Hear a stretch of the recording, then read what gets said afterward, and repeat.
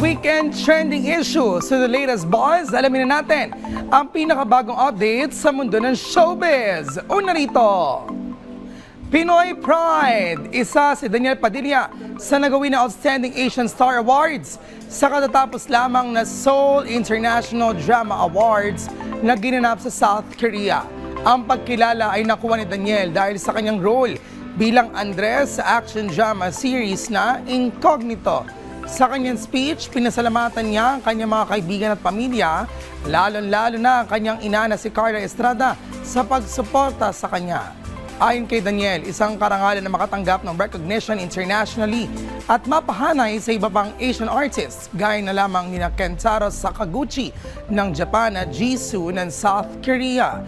Ang Outstanding Asian Star Awards ay binibigay sa mga artists mula sa iba't ibang Asian countries at ang winners ay na-determine through global fan voting process.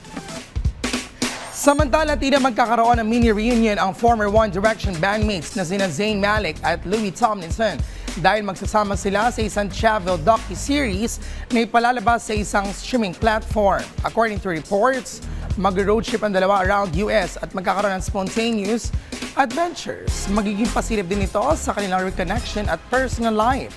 Wala pang official date para sa release na nasabing travel docu-series, pero ngayon pa lamang ay excited na ang fans na makita muling magkasama ang dalawa long after ng hiatus ng One Direction. And another Hollywood update, Swifties are in for a sweet treat dahil inunsyo ni Taylor Swift sa kanyang official IG account ang release ng 4 limited edition CDs ng kanyang recent album na Life of a Showgirl.